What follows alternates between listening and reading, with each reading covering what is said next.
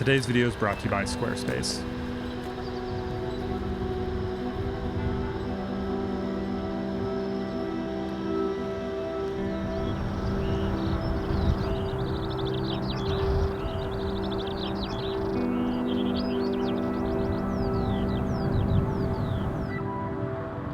So late last year, I was invited up to Ilford's factory here in England to do a behind-the-scenes tour, and also had a chance while I was there to sit down with their head of marketing and do an interview.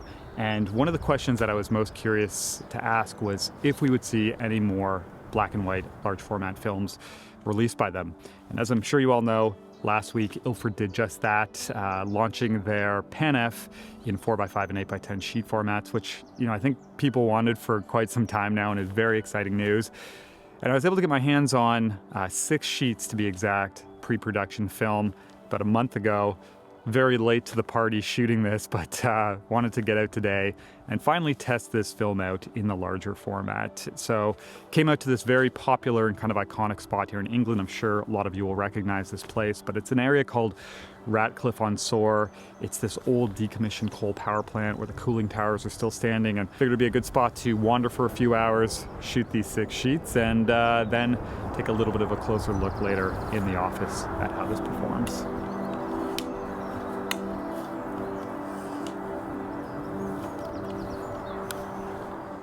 So Pan-F Plus, if you're not familiar with it, this is how Ilford describes it on their website. They say Pan-F Plus is a slow-speed, high-contrast black and white film offering exceptionally fine grain, sharpness, and detail. And I actually shot Pan-F for the first time last year in 120 format, did a video about that on the channel. And typically, my go-to black and white is HP5, sometimes FP4, and I would say there was a noticeable difference in terms of look.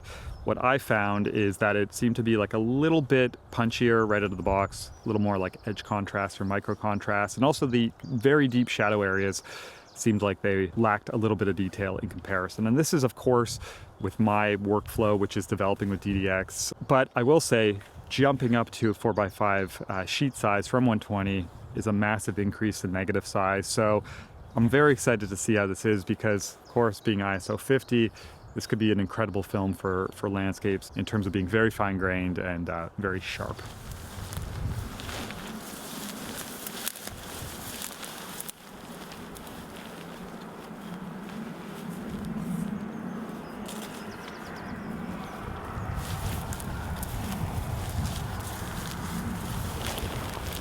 Okay, so I'll give you an idea of what we're working with here. So this is the first composition. I'm on the 105 Fuji, and really like kind of the top third with the sky, and then you have the river in between, and then kind of in the foreground, you might not be able to see it in here, there's these like lighter colored kind of grasses or reeds, I don't know what you call them, which I'm hoping show up as well. But love this with the cooling towers in the center, have a canal boat on either side. Love scenes like this.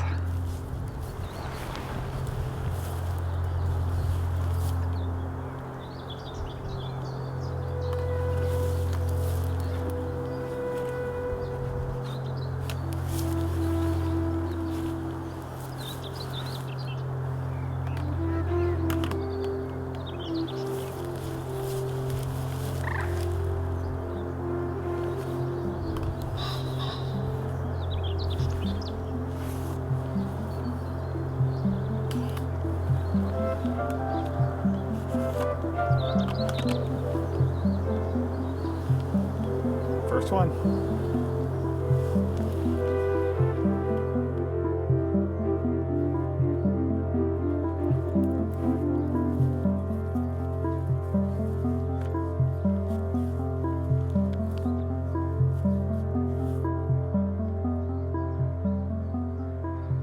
All right, so first frame down. Like I said, I only have 6 sheets, so I'm gonna make a move and try and switch it up a little bit for the next one.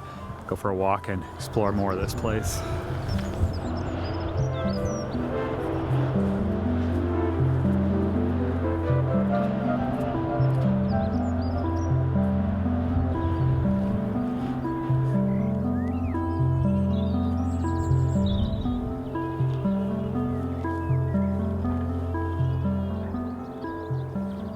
Okay, so got another one here that I just framed up. And really like this composition. It's more kind of head on. You have all these cooling towers kind of stacked up. You have the boats, the river running through, and yeah, little more simple than the first one, but I think this could be cool. So gonna meet her and shoot this frame 2. 4 more to go.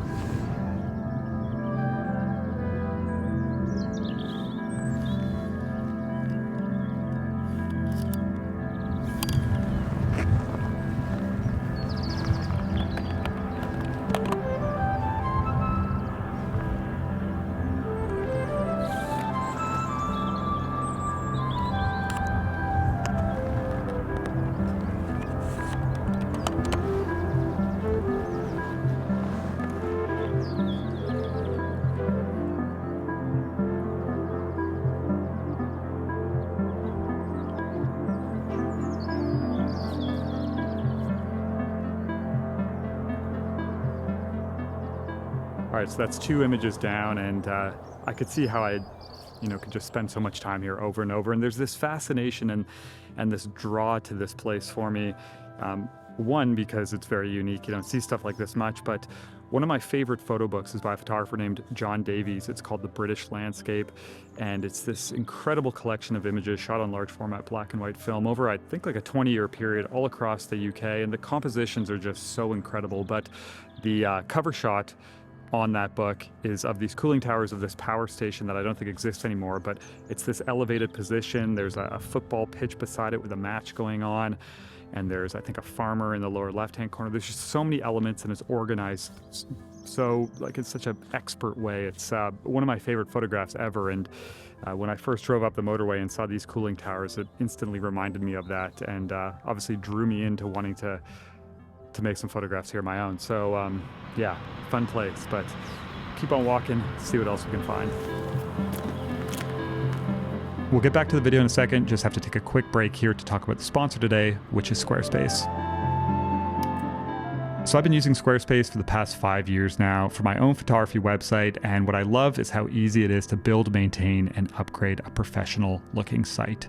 As an example, if you're looking to build one of your own, you can get started with one of their pre-made templates, or even use something like their blueprint builder. And from there, they have an endless list of tools that help you grow your site with your business. Things like a wide variety of gallery styles to choose from, where you can simply click and drag to reorder and rearrange images. You can also add something like an online shop if you want to sell prints, books, and other things like that. Or even add a blog where you can start writing as a different way to connect with your audience. So check out squarespace.com today, sign up for a free 14-day trial, and when you're ready to launch, you can use my link below to save 10% off your first purchase of a website or a domain.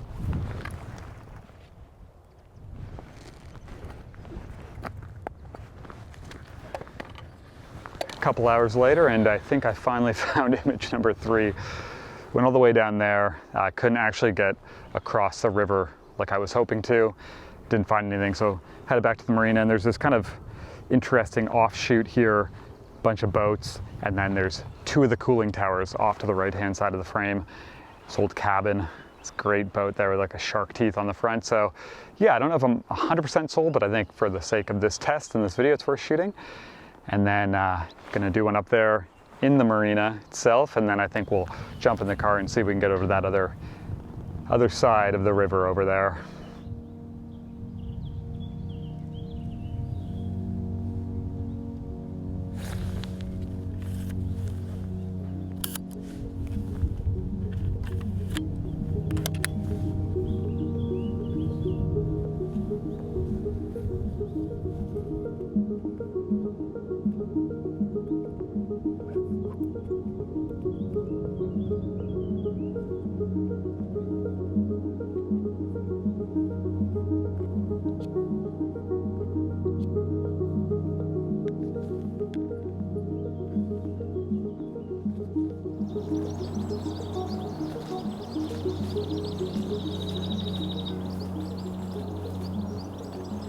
Well, I'm racking the miles up today.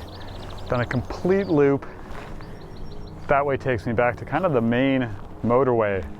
But image number 4, found one right here. I'm getting quite a ways away now from the cooling towers. This is like a little country lane. It's this old fence here, this kind of old rusty fence with a lock on it, this power pole, which I might cut out actually. Gone to a 135 now. But this is a little bit different, you know, the canal's gone, or the river's gone out of the scene, and yeah, happy to do this one. The nicest light is on those towers right now, but I think it's gonna disappear.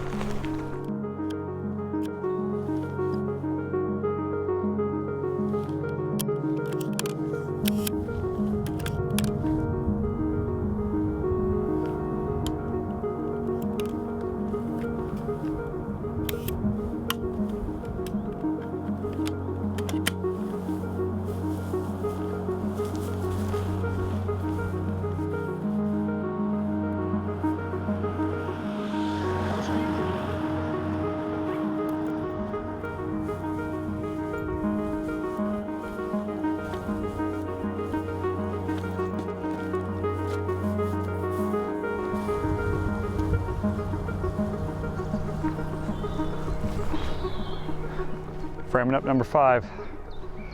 It's a cool perspective. Old Corey workings here. I can tell I haven't shot in about a month though, because it's taken me 6 hours to shoot 5 frames. So it's going. It's fun, but it's going slow.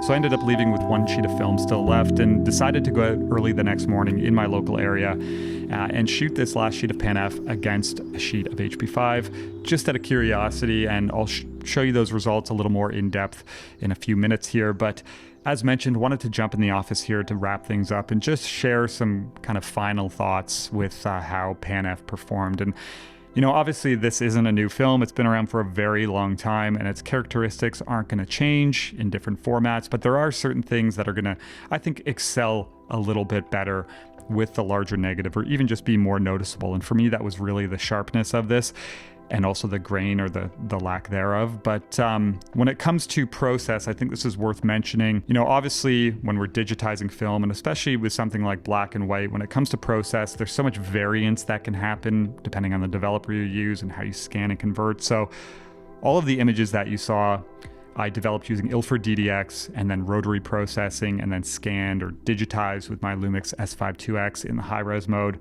with a Sigma macro art lens, and converted using Negative Lab Pro.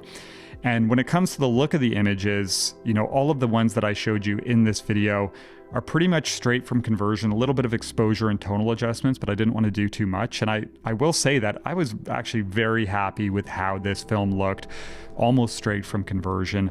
You know, a little bit punchier than HP5 and FP4, or that I'm used to. And that's something I saw with the smaller format as well, but still a very nice look when it comes to contrast overall. And the files are still very flexible, you know, when it comes to highlight and shadow detail, and the ability to kind of tweak things and get the look you like. So I would probably do a little bit more processing to these for my own collection, but yeah, overall, very happy with how they looked, and just really enjoyed the images I made as a collection. When it comes to sharpness and grain, this is one area where I thought it really excelled, and the scans that I ended up with were anywhere from 9,000 to 10,000 pixels on the long edge, so fairly high resolution.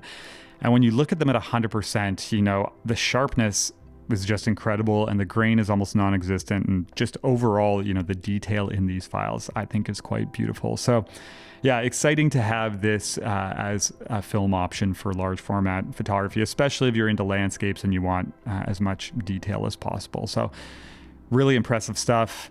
And then when it comes to this comparison against HP5, obviously this is just one frame. I did it because I had a sheet loaded of HP5 and one sheet of Pan-F left. It's maybe something I would do a bit of a deeper dive with in the future for my own interest, just because I shoot HP5 so much. But these are still two very different films. One's, higher speed, one's lower speed. But when you look at them side by side, initially there's not a drastic difference in look, but as you look closer, you do see that Pan-F is a little bit more contrasty or a little bit more punchy, especially if you look up in like the roof tile area on the church. You can see that there's just a little bit more contrast there compared to the HP5 version. And then when it comes to sharpness and grain, this image doesn't have a lot of kind of smooth tonal areas, but if we zoom into 100% and look where the kind of drain pipe area is, you can see that the difference in grain is quite significant, with that being much more visible with the HP5 image, which is obviously expected, but just interesting to see how the two differ. And that visible grain actually makes the HP5 image look a little bit sharper to eye initially. But yeah, again, maybe something I'll do a bit of a deeper dive with in the future, just for my own interest. But overall, I will say, I was very happy with how this performed, and yeah, exciting to have this addition to the large format lineup in 4x5 and 8x10 sheet films. But yeah, anyways, hope you enjoyed this day out. I had a lot of fun. This is a place I'll go back to for sure, and try and photograph as much as possible before it's torn down, which I think is scheduled to happen quite soon. So yeah, anyways, other than that, just want to say thank you for watching as always, and I'll talk to you soon.